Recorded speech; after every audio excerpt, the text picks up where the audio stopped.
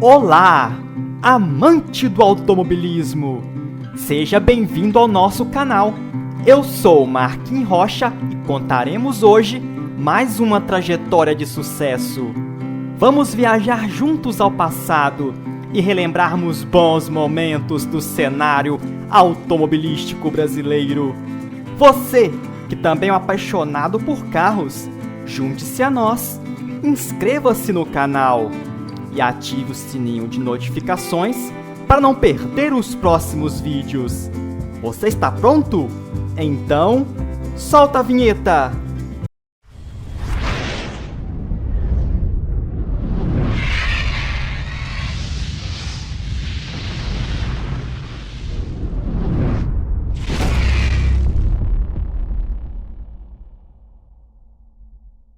A Fábrica Nacional de Automóveis VMAG S.A.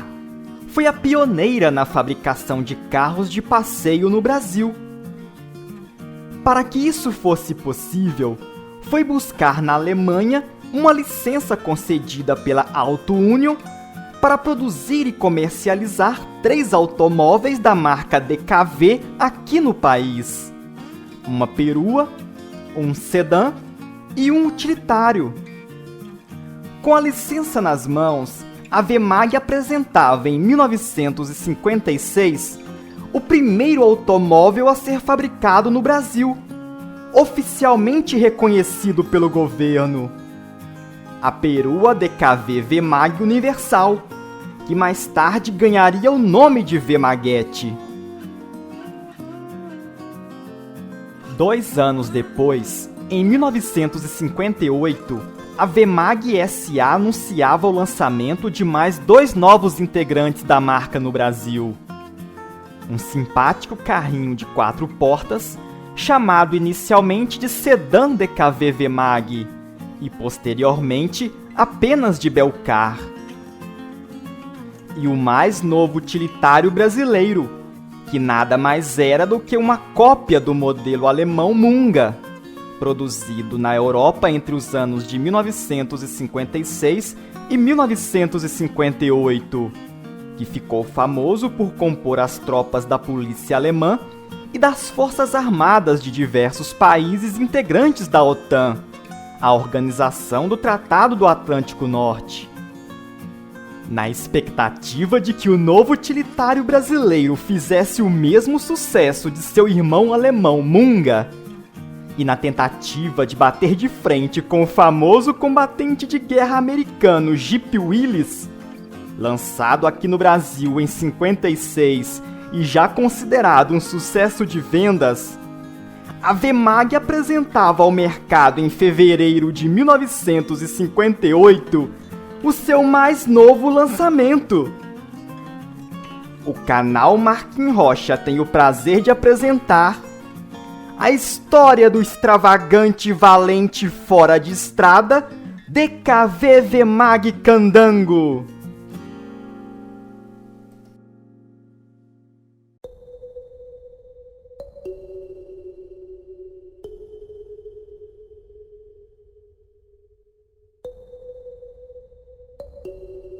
O primeiro utilitário fora de estrada a ser lançado no Brasil foi o Jeep Willys.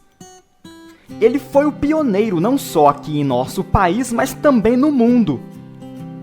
Seu sucesso foi tão estrondoso que o termo Jeep se tornou sinônimo para designar todos os carros de seu segmento até os dias de hoje. Foi pegando carona nesta popularidade que a VMAG S.A. decidiu lançar o seu utilitário off-road aqui no Brasil, adotando um novo nome. Ao invés de Munga, como era chamado na Europa, o novo automóvel da marca era lançado no mercado nacional em junho de 1958, chamado apenas de Jeep DKV VMAG. As propagandas da época anunciavam a chegada do mais novo utilitário brasileiro: Jeep DKV VMAG, moderno e surpreendente, o mais atualizado veículo fora de estrada, capaz de realizar qualquer tipo de serviço em qualquer terreno. E não era sensacionalismo não, meu amigo. O Jeep DKV VMAG era um carro perfeitamente adaptável às condições brasileiras, em uma época em que a agricultura desempenhava um papel importante no crescimento acelerado do país, e as rodovias ainda eram muito precárias. Forte, valente e robusto, o jipinho da DKV VMAG logo chamou a atenção, tanto do setor industrial quanto dos agricultores brasileiros, que viu nele um ajudante incansável e versátil, pronto para encarar a dura rotina das lavouras espalhadas pelo país. Suas qualidades eram muitas e ganharam destaque nas inúmeras campanhas publicitárias da época, como neste trecho que você acompanha a seguir, onde demonstra que o novo Jeep brasileiro estava pronto para encarar qualquer tipo de terreno.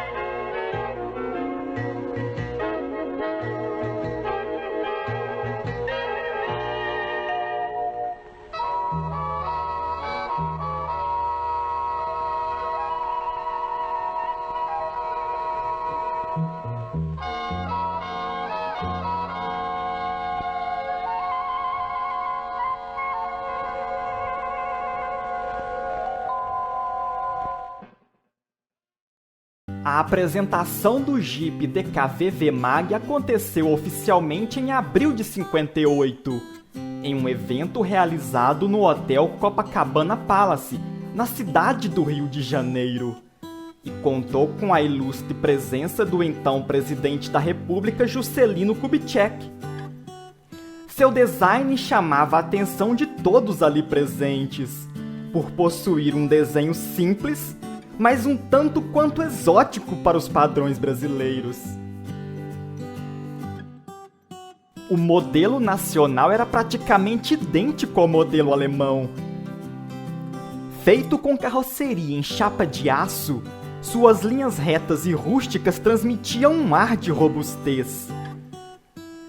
Os paralamas dianteiros eram retos e inclinados, descendo até a linha dos para-choques. Os faróis grandes e redondos vinham posicionados nos paralamas, assim como os piscas dianteiros. A grade do radiador contava com 3 filetes horizontais e acoplados a ela vinha o tradicional protetor de faróis, conhecido como quebra-mato, um item característico dos veículos off-road. Medindo 3 metros e 45 centímetros de comprimento, o Jeep DKV VMAG foi o primeiro Jeep de 4 portas brasileiro. Uma vantagem em relação ao seu concorrente Jeep Willys, que era oferecido inicialmente apenas na opção de 2 portas. O desenho da traseira também era simples, com o pneu de estepe posicionado bem ao centro. As lanternas eram arredondadas e minúsculas, uma de cada lado, indicando a luz de posição e a luz de freio. O bocal de abastecimento também vinha posicionado na traseira, bem ao lado direito do pneu de estepe. O Jeep da VMAG contava também com estribos laterais para auxiliar no acesso ao interior do veículo, e rodas dotadas de pequenas calotas acopladas bem ao centro. O Jeep DKV VMAG era vendido pela fábrica apenas com capota de lona, que podia ser fixa ou articulável, com as portas dianteiras abrindo de frente para trás, conhecidas como portas suicidas, seguindo os demais modelos da marca. Caso desejasse, o comprador poderia optar pela capota de aço, produzidas em diferentes modelos por empresas terceirizadas. Outro detalhe característico de todo Jeep era o para-brisa rebatível, presente também no modelo da VMAG. O interior do Jeep DKV VMAG era simples e bem funcional, dispondo de 4 lugares com bancos individuais, com destaque para os bancos traseiros, que podiam ser facilmente retirados, dando lugar a um excelente compartimento para bagagem. O painel de instrumentos contava com 3 mostradores, posicionados de forma centralizada, com marcador de temperatura à esquerda, marcador de combustível à direita e velocímetro ao centro. O sistema de ignição era feito por meio de chave e um botão de partida, posicionados à esquerda do painel. Já à direita do painel, o modelo contava com um pequeno porta-luvas. O volante de direção era de 3 raios, do tipo plano, com um botão da buzina posicionado bem ao centro. Inicialmente, o modelo vinha com o símbolo da Auto Union gravada no botão da buzina, mas foi logo substituído pelo logotipo da VMAG. Curiosamente, os limpadores de para-brisas eram acionados por 2 motores independentes, localizados logo acima do painel. A motorização era a mesma que equipava o Jeep Munga na Alemanha e os demais modelos da marca DKV aqui no Brasil. O famoso motor de 2 tempos, de 3 cilindros em linha e 896 centímetros cúbicos de cilindrada, alimentado por um carburador de corpo duplo da marca Zenith, movido a óleo e gasolina. Com esta motorização, o desempenho do Jeep DKV VMAG não empolgava muito. O propulsor entregava uma potência de 34 cavalos e proporcionava uma velocidade máxima de 95 km por hora. O câmbio era manual de 10 velocidades, sendo 4 simples, 4 reduzidas e 2 para trás, com a alavanca instalada no assoalho. Somente a primeira marcha não era sincronizada, e as marchas reduzidas podiam ser engatadas com o veículo em movimento. Lançado inicialmente em apenas uma versão, o Jeep DKV VMAG agradou em cheio, vendendo em seu primeiro ano mais de 1.000 unidades. O novo Jeep nacional possuía atributos de um legítimo fora de estrada. Para se ter uma ideia, o modelo contava com uma forte chapa de aço instalada no assoalho, que protegia os elementos do motor contra pedras e galhos. Com tração permanente nas 4 rodas e suspensão independente para cada uma delas, o Jeepinho da VMAG vencia facilmente rampas de até 60 graus de inclinação. Para completar, o nosso guerreiro era capaz de atravessar matas alagadas, brejos e riachos sem nenhuma dificuldade, graças ao assoalho vedado e distribuidor blindado, à prova de água. Devidamente apresentado e à venda em todos os revendedores DKV VMAG do país, o novo Jeep brasileiro estava pronto para enfrentar qualquer parada.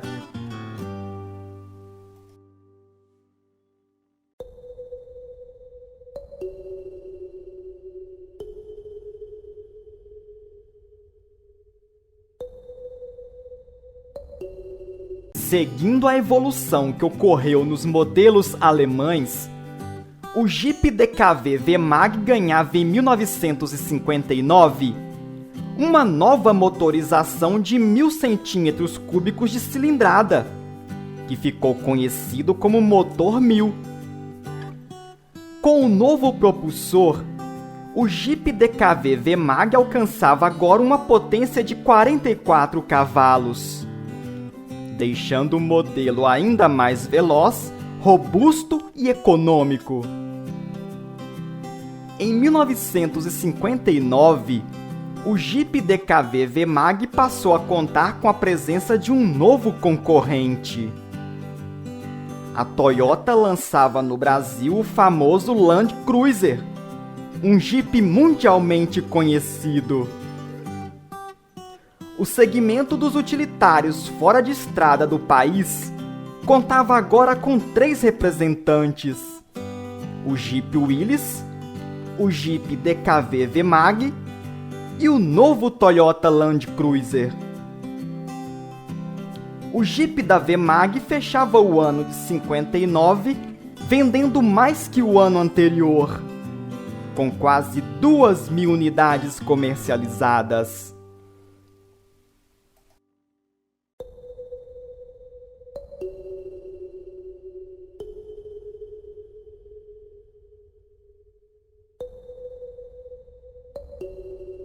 Desde que lançou seu fora de estrada em 58 com o nome de Jeep, a VMAG SA vinha sofrendo uma ação judicial promovida pela Willys Overland do Brasil, que reivindicava o direito de uso da marca Jeep e de suas variantes. O desfecho desta reivindicação ocorreu em 1960, quando a VMAG foi obrigada pela justiça a mudar o nome do seu veículo utilitário. O assunto do momento naquela época era a inauguração da nova capital do país. Pegando carona neste badalado acontecimento, a VMAG decidiu chamar o seu modelo off-road de Candango DKV VMAG, como forma de homenagear os incansáveis trabalhadores que ajudaram na construção de Brasília e ficaram conhecidos pelo nome de Candango. Apesar da merecida homenagem, o novo nome passou a ser inevitavelmente comparado com o do modelo alemão, pois ambos soavam estranho para o nome de um automóvel. E para você, qual dos nomes é mais aceitável? Munga ou Candango? Diz aí nos comentários. O Candango chegava ao mercado em 1960 trazendo uma grande novidade. A VMAG já havia percebido que o modelo com tração nas 4 rodas não estava agradando o consumidor que usava o jipinho apenas nos centros urbanos, e decidiu lançar no mercado o Candango DKV VMAG com tração apenas nas rodas dianteiras, para uso em estradas menos difíceis e nas grandes cidades. O modelo contava agora com 2 opções: a versão 4x4, que passou a ser chamada de Candango 4, e a nova versão 4x2, que recebeu o nome de Candango 2. O Candango 2 era bem mais econômico e o seu desempenho era bastante satisfatório no asfalto, semelhante a de um carro de passeio. Possuía a mesma mecânica do Candango 4. A única diferença estava na carburação. Trazia um carburador de corpo simples da marca Solex. Sua velocidade final também era bem melhor, alcançando uma velocidade máxima de 110 km por hora. Para deixá-lo com um aspecto menos off-road, a VMAG retirou do Candango 2 o acessório que protegia os faróis, conhecidos como quebra-mato. O volante, ainda plano e de 3 raios, trazia agora o C de Candango, estampado no centro da buzina. o novo Candango 2 passava a contar também com bancos dianteiros inteiriços. Com isso, a alavanca do freio de estacionamento passava a vir posicionada do lado esquerdo do motorista. O ano de 1960 foi o auge de vendas do jipinho da Vemag, alcançando quase 2.500 unidades comercializadas.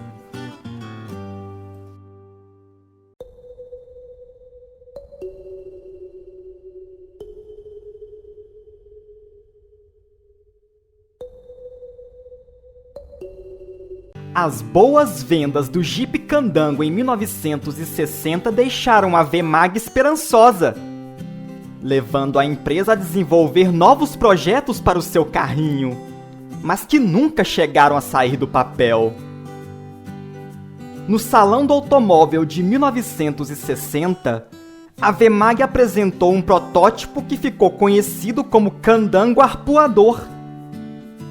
Um carro conceito todo branco, com estofamento xadrez e com capota rígida, bem ao estilo praiano, uma moda que estava em alta na Europa.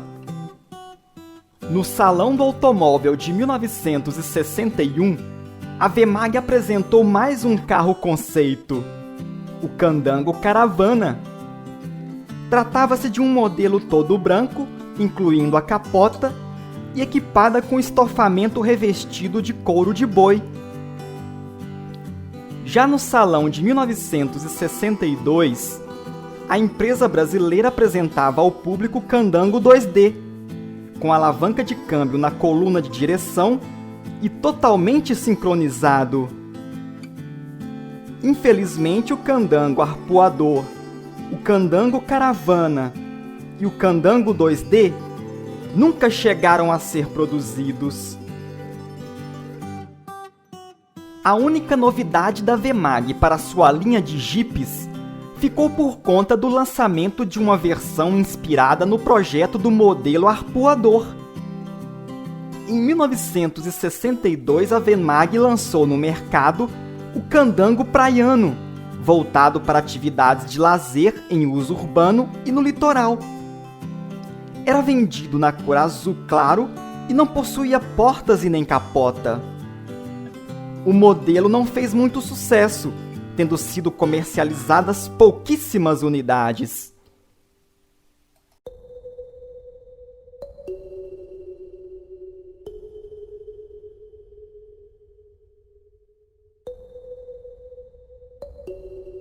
Enquanto os modelos de passeio Belcar e Vemaguete faziam sucesso, as vendas do Candango diminuíram drasticamente nos últimos anos. Em 1961 foram vendidas 1.582 unidades. Já em 62, as vendas caíram para 615 Candangos. E em 63, apenas 20 modelos foram comercializados. A concorrência era acirrada. O Jeep Willys era um sucesso de vendas, principalmente por ser o queridinho das Forças Armadas brasileiras. E ainda tinha o Jeep da Toyota, que em 62 passava a ser fabricado no Brasil, recebendo o nome de Bandeirante. Tanto o Jeep Willys quanto o Toyota Bandeirante tiveram vida longa no mercado nacional. Porém, o mesmo não aconteceu com o nosso Candango. Quando foi lançado em 58, a Vemag esperava produzir o seu Jeep em larga escala, para viabilizar o lucro e possibilitar a oferta de um produto com um preço competitivo. Para que isso fosse possível, a Vemag esperava que o Candango fizesse o mesmo sucesso do Munga alemão, não só entre os civis, mas principalmente entre a polícia e as Forças Armadas. Mas isso nunca aconteceu.